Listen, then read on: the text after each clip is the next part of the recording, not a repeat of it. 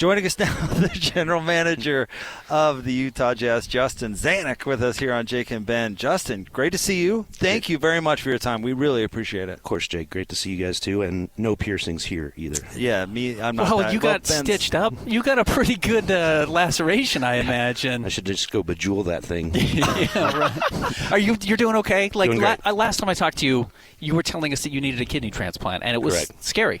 I mean, honestly, you know, you're someone we talk to and listen to and hear a lot of.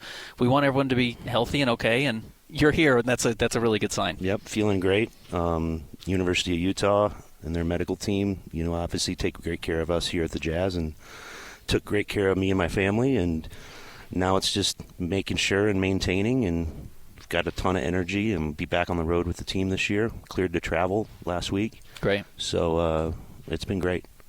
Man, going through the off season with your gig is hard enough. Sandwiching that in makes it I'm sure a lot of great folks went into helping ensure that it's a great off season. But we're certainly glad you're here. And Ben asked you a great question, kind of when we were off the air. How are you feeling about the off season and the direction going in? Feeling really good. You know, as you guys know, we're really excited about our young players. Both our rookies, our three rookies, but also, you know, just the youth and the depth of this team. So we always look at any big opportunity that we can to get involved, and we tried to get involved in a couple, but there just weren't a lot going on this summer. So for us, it's then you got to lean into what you have, and our strength is, you know, the depth of our youth, and really putting all our resources and energy into developing these guys. They're high character. They work hard. I think Keontae's been here since June 1st. He loves Utah. He calls it his home. I think most, if not all, of these guys, especially the 6 guys under the age of 21 that we have on our roster, we're here most of the summer, getting used to everything and enjoying what Utah has to offer. And our coaches, you know, live here 365 and are here in the gym every day as well, helping them get better. So we're just really excited to get this thing started tomorrow. We did see some big moves in the offseason. I mean, Mikal Bridges is now playing for the Knicks, as is shocked to everyone Friday night. Yeah. Karl Anthony Towns gets traded to the Knicks. So, like, there are some big pieces moved, and you look at the treasure chest of assets you guys have. How do you weigh when to be like, okay, we'll put in a 7th draft pick? You know what I mean? Like, the asking price is crazy, but you have them to make trades. Sure. And I think what you see are teams that are closer to championship contention. And so they may be looking at it as like, hey, I'm one piece away. We have a lot of work ahead of us. Obviously, Lowry, we're so excited to have him be a linchpin of our team. And now it's helping develop these young guys together to get guys that can go play with him on a nightly basis. These games and reps are going to be important.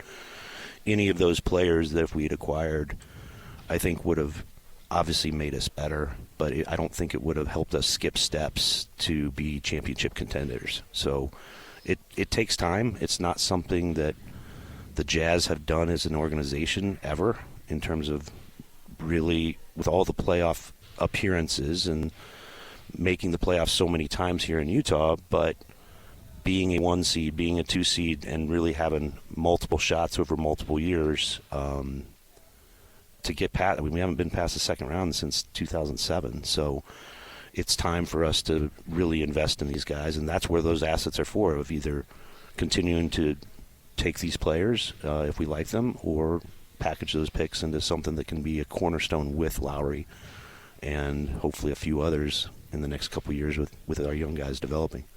It's been fun to talk to a few of the players who've been nice enough to sit down with us and hear them talk about their offseason and what they worked on and are putting into their game. And as you'd mentioned, you've had a chance to see them a little bit, open every gyms, day. And they're around. So give us a little preview. Who are we going to be excited to see take the next step, do you think?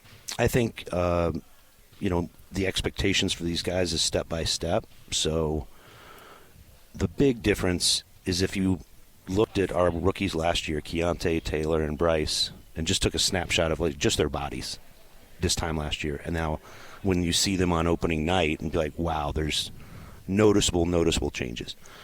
And then second, just the experience of playing in the league And, all of these guys have gotten to this level because they've been able to dominate at every level. But when you get to the NBA, you got to get used to, you're not going to dominate every night from jump. These are the best players in the world. So them learning about, this doesn't work as well as it used to, so I need to add things to my game. I need to become more efficient. Strength helps that. Speed helps that. And so that work and just the self-knowledge that they have about their games. And you'll see something very similar with our rookies this year. You've made us look really stupid 2 years in a row because I think, well, at least me, I know I went back-to-back drafts saying, there's no way they're making 3 draft picks. No team does that. Too. No, one of these picks, at least maybe 2 are going to get traded. And after you did the first year, I thought, well, they're definitely not doing it in year 2. And you made 6 picks in the last 2 years. What did you see on the board that – because I imagine you could have traded those picks if you wanted to. I bet you had offers. Absolutely. Why did you make all those picks?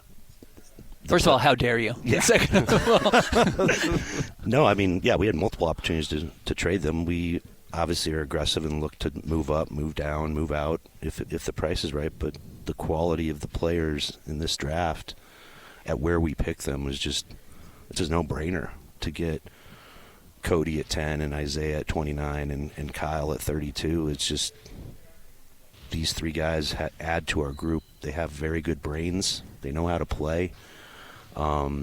They fit in well. They like to pass. So those are all additions that we needed to add to our team. And while their bodies still need work, Isaiah is probably the most physically ready to play in the league right now. And his speed and the passing, I think, is really good. Cody has shown a remarkable way to be able to fit in with players immediately. Even at Colorado, he was the only freshman and very senior-laden team and was able to fit in. And he's fit in great here already, even playing with veterans, knowing when to cut, when to move the ball. It's not about him. We're going to try to make it more about him. I think that's one of the biggest things for development for him is that he's so talented and the strength will catch up. And then Kyle, anytime you can find a big that can dribble, pass, and shoot, and who knows how to play and plays the right way, I think he's going to be a pro for years. So being a radio host, it's a funny occupation that people think oh man, that's the most fun job ever, which it is. It's great, don't get me wrong. But there's a lot of parts of the job that people don't get to see that aren't necessarily all that great. Again, great job, not complaining, but it's not everything. So you have one of those dream jobs, general manager of an NBA franchise. I mean, who didn't grow up, dreaming of being that? So I'm curious, what's the best part of the job? And maybe what's a part of the job folks don't see that sometimes can be a little challenging? Best part of the job is trying to win a title with a bunch of great people around you and helping build that group, not only just on the court, but our front office staff, our health performance staff. And, Ryan Smith and Ashley Smith have done such a great job of giving us great resources for me to be able to bring in the best people from all over the country and the world, frankly, because they want to be here. They want to be here in Utah, and they want to work for the Jazz and want to work with us. So trying to accomplish a big thing that you can't ever do by yourself is really, really fun. Even when losses happen and ups and downs of the season, but having people that are aligned and want to do the same things you do is really good. The sucky parts of the job, there's a couple, but media day. Yeah, for example, I got to do my stuff on Friday, so I'm chilling here today. Yeah, right. Cutting players, yeah, sucks. I mean, it's just all these guys that we have a certain amount of roster spots, and they've come in and competed and worked hard and are great dudes. And, you hope that you're not ending their dreams, but it's just going to have to be somewhere else. And while we have guys, we try to get the best out of them and help them get better for wherever they end up. And their experience is good. But actually, having the conversation, is no one. It's got to be hard. Oh, man. I don't ever avoid difficult conversations. Obviously, it's part of the job, but I don't enjoy it. No. At all. But I imagine giving Johnny Juzang a couple $1 million feels awesome. That's fun. Right? Yes. Having the checkbook for these guys, when you have a chance to give a guy who's earned it, life-changing money for not only him but his family, and if they do well with their money, they, future generations, which is very, very rewarding. The other part, it's just the grind of the season because I'm on the road with the team probably 70-80% of the time. So the 2 a.m. after a 2 a.m. landing after a 7-game road trip and you're gone for 12 days, that's not fun, but it's part of the job. And if these guys are going to go through it, then I'm going to go with them to support them and make sure that they know that they have resources from me, that I'm just not sitting in an office watching on TV or from above. Like I'm here and I'm in it with them. So I'm curious. So I go back to Kevin O'Connor days, and if you ever watched him watch the game, he was on. I can't remember. He was on like the 8th row. 8th row on the aisle. Yeah, and acted like a complete lunatic. Yep. A complete lunatic. His wife is like, shielding her eyes and eye roll. Oh, I remember when I first got the gig. I think David James pointed out to me, just watch Kevin O'Connor. It's like, holy cow.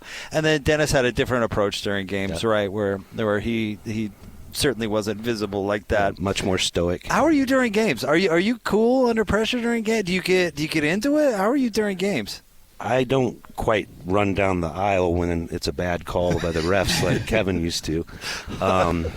I'll stand up once in a while on the refs and things like that, but I'm not a lunatic. I couldn't see that. Wouldn't be your style. There's too many games to like think about that, and so especially this season with the youth of our group, we're going to be looking at a lot of little development wins where you see a guy, you see a young team execute a play, whether the shot goes in or not.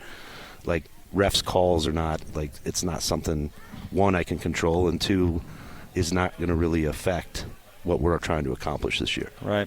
So I'm pretty chill, and I do sit in the stands. I like being up, so I'm in the 8th row on in the corner. That's definitely your vibe. Yeah, I prefer that. Yeah, I can't see anything like courtside. Yeah, like we just bumped Bryce Sensabaugh because we love talking to you. What is sorry, Bryce? Year 2 with Bryce and Taylor? We've talked a lot about Key. We had Key on. We saw him a lot last year. Yeah. Still relatively unknown. Like, how many games did we see Taylor and Bryce play with Lowry Markkinen? Like 10? Yeah. If that many? Yeah. So what do those guys look like behind the scenes? I've heard that Bryce looks fabulous. Yep. What have you seen from them in open gym so far? And by the way, that's not to say I haven't heard the same thing about Taylor, but like Bryce is a lot thinner. We only saw him for 2 games during summer leagues. He broke his finger. What have you seen from those 2 guys, but Bryce specifically? So Bryce, obviously with Bryce and Taylor, I'll do Bryce first. They were both hurt last summer for multiple months. So their development was just delayed, at least on the court. So what we did with Bryce is he had a meniscus surgery on his knee, and so when we got him, he was heavy, but not because of habits. It's just because of the knee surgery. And we do a lot of balance stuff here. Not like standing on a board balancing, but like, are you balanced when you jump? Like, where's the force coming from? And when we got him, there was a 30% disparity between his left leg and his right leg in terms of where the power was coming from, which is dangerous if you start putting him on the court. So we spent a lot of time. That deficit now is like 1%. So Once we got that done, which was about halfway through the season, he starts shaping his body. And so he's still, we don't care necessarily about what the weight number is. It's like how much muscle do you have, what's your body fat and those things, and how is the composition. And he's just made unbelievable strides. He's a powerful athlete. He's got all his bunnies back, is what John Collins would say. And obviously he can shoot, so I'm excited for him. Taylor has made, he was just a kid, and the way his body type was, I think he's put on like 20 pounds of really good muscle. So he's going to look visibly different in his uniform when you see him, and we've really worked on his shot as far as it just being higher. He shot a little bit of a flat ball, so he's done a really good job on that. And then just having him make reads and be able to play, and then he's been guarding the best perimeter players in open gym, and just like you saw last year, Will would put him on Kevin Durant one day and then put him on Steph Curry the next day. Here's Jimmy Butler. Yeah, here's Jimmy Butler, Go get him. Yep. And I think any of those reps is just experience for him, that I think he's got the mindset for it. How much of and I don't mean to be flip about this because it's a lot of money, but how much of a no-brainer was it to re-sign Lowry this offseason? No-brainer. Easy. And, he's 27, so we've got him under contract for the next 5 years, basically his prime. He's a developing, he's a great player, as you guys all know, but he's also a developing leader, and I think he's a guy that's easy to play with. There's multiple ways to build a team around him because he's He fits in seamlessly with basically every other player in the NBA. And he wants to be here. So anytime you can start with that, you can start with the top 25 player in the league that is in his prime and loves it here and wants to lead and will age gracefully just because he's 7 foot and can shoot. His game's not, I mean, he is athletic, but his game's not based on athleticism. It's a great start to an organization. So excited for him and his family and for us. Yeah, that's one thing. There were comps 2 years ago or last year when he made his All-Star team about how similar he was to Dirk, and their numbers had been identical. One of the nice things about Dirk was when he was done dunking, he was still he was better. He just got better because he was so good. Lowry should be able to do that, where if eventually he'll play probably some 5. He doesn't play a lot now, but could play some 5. Will play more 4 because he's just going to keep getting stronger, I would imagine. But he's a dunk contest level athlete. I don't know if people realize that. People don't. I don't think they know this stat, but 2 years ago, he's the only player ever to have 200 or more made threes and over 100 dunks in the same season. And he was, he didn't play as much last year, but he got really close. Was on pace for it. Yeah. Like, as an example, Jason Tatum was like the next guy. He had over 200 made threes, but he had 60 dunks. Yeah. And so just that, as a 7-footer, when you age, if you can shoot, it's a very, very rare thing. He's a rare player in the NBA. How much do you watch what works? I mean, we were talking about Jason Tatum, but how much do you watch around the league and say what Boston is doing or the intake from it? And the comparison I always make is like your rock guitar player, right? He's pulling a little BB King. He's pulling a little, do you watch the other teams and go, I like that, and implement it or see what other people are doing that way? Sure. I mean, obviously, coach is learning all the time in terms of on the court and play styles. I think Will's one of the most creative coaches we have in this league of taking personnel, and it's a credit to both Lowry and our staff of Lowry's development. No one's ever put Lowry in that position other than his Finnish national team that we've done in the last 2 years. So that's one. But yeah, like for example, other teams around the league, a couple things are apparent. There's one. Most NBA teams that are title contenders have drafted their main rock players, their rocks. Then you add to it. So we've got to find more rocks on our team, and then having a coach and a staff and a health performance plan that can absolutely get the most out of your talent. So you can win with lots of different types of players and playing different ways, but talent is key. And that talent and developing that for a long time, and then you got to get a little lucky in terms of windows and injury and things like that.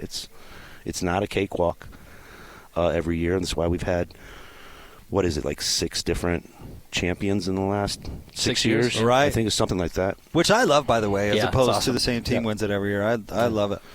The perceived parity that way, I think, is really, really good for the league and the fans, and some of the rules now with salaries and this new CBA have kind of balanced everything out in terms of markets. So if you're managed well and you draft well and you develop well, then it doesn't matter what city you're in, doesn't matter what state you're in, you can win a title. Which I think is healthy for the league, by the way. I mean, not to it's more throw interesting for us. My editorial it's more into fun. It, but I mean, I think it's better for everybody. The NFL's has dominated that space. Yep.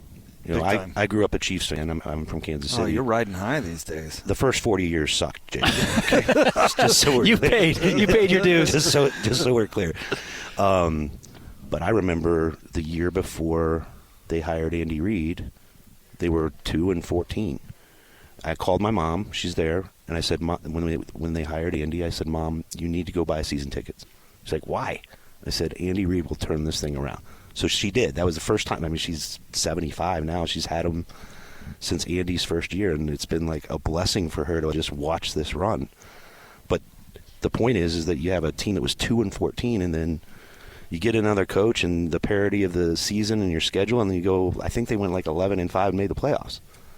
See, we can give Andy all the credit in the world, but obviously your mom is the lucky charm. Yeah, my mom. I mean, obviously that's what we're talking about. No, Kansas City's a solid sports place. I think this may be the Royals actually got the wild card this year, and this may be the first time I can really remember when the Chiefs and the Royals are actually good the same year. At the same time. It's just it hasn't happened. I just every time I think of old school Royals, I think of George Brett losing his mind because of the Pine tar thing. I'm a White Sox guy, so AL Central stuff is a nightmare. 121 Can losses. you believe he owns that? Yeah, right. There's 40 wins on the other side of that. That's all-time record for a game that's been played for like 140 years. Yeah, right. pretty Anytime you can do that, Yeah. going back to the Civil War, you've done something right. That's memorable. Yep. I've got Mahomes on my fantasy team, so I hope You're all right. he needs to be better. Now the rest of my team is that bad. We need Mahomes to be better. There really haven't been a lot of quarterbacks this year that put up like crazy numbers. There's not. And We're not seeing yet. 400-yard games. It's a lot flatter this year. Yep. Look at that, Ben. Who else gets to talk about their fantasy team with the general manager? I bet this is the best. When he was talking about the worst parts about being a general manager, He's like, this is it. Fantasy talk. This might be 3. Some bozo talked to me about his fantasy team today. Thank you for coming on. We course, appreciate guys. it. Anytime. No, The best, this JZ. is super awesome for us, so thank you very, very much. Really good to see you guys, and we'll see more of you. Oh, yeah. Looking forward to it. All Thank right. you.